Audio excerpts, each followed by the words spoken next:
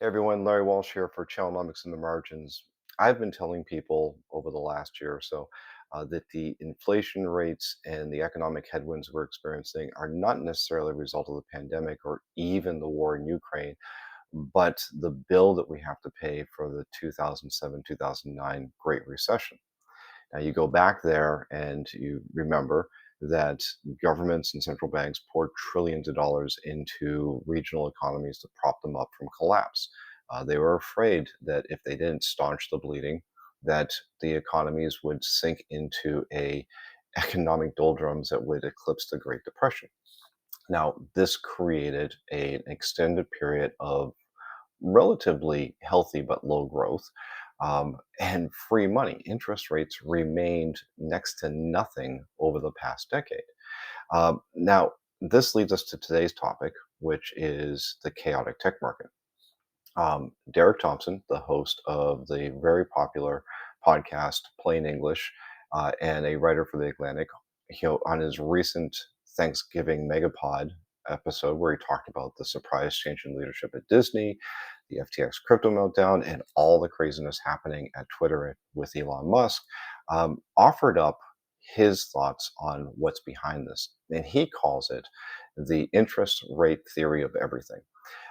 And Thompson and I share a similar point of view on this, is that when you lower the cost of money next to nothing, capital goes into higher return, high return investments that also present some degree of risk.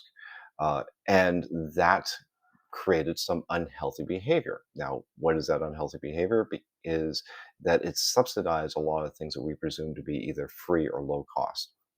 This is what he presents as fueling a lot of the tech growth that we've seen over the last decade. Uber rides, marketplaces with free shipping and free returns, streaming services that created billions of dollars in content for really low subscription rates. And Thompson's view on this is that it created a microcosm of an artificial economy that we're now seeing unravel. That as money became more expensive and the returns became less plausible because the venture capital community, which is the ones who were subsidizing all this, venture capitalists and private equity firms, they were betting on future growth, not necessarily the health of these companies today. They're now pulling back their cash, which is causing the companies to hoard their cash, reduce their spending, and increase their prices. So that accounts for a lot of the things we're seeing right now. Now, I don't think it accounts for everything that we're seeing. I mean, if you look at companies like Cisco and HP and others like it that are going through layoffs as they're preparing for a period of low growth, they're also responding to the natural ebbs and flows of economic activity, but also looking ahead and looking ahead to what the conference board, the economists over at the conference board are calling the next decade of low growth, which is going to force us away from looking for hyper returns to more around optimizing. And as we've talked about on this podcast, that this is actually a good thing for the channel because this means that businesses are going to look to do more automation. They're going to lean on professionals with the skills that can build and support these systems that optimize their businesses. So it's not necessarily bad news. It doesn't mean we're not going to grow over the next decade, but it definitely means we're not going to grow at the same rate or have the same level of returns.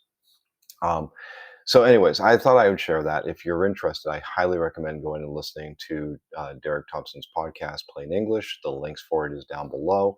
If you like what we're doing here on In the Margins, please click like, subscribe, tell your friends about us, and keep coming back. Until next time, I'm Larry Walsh.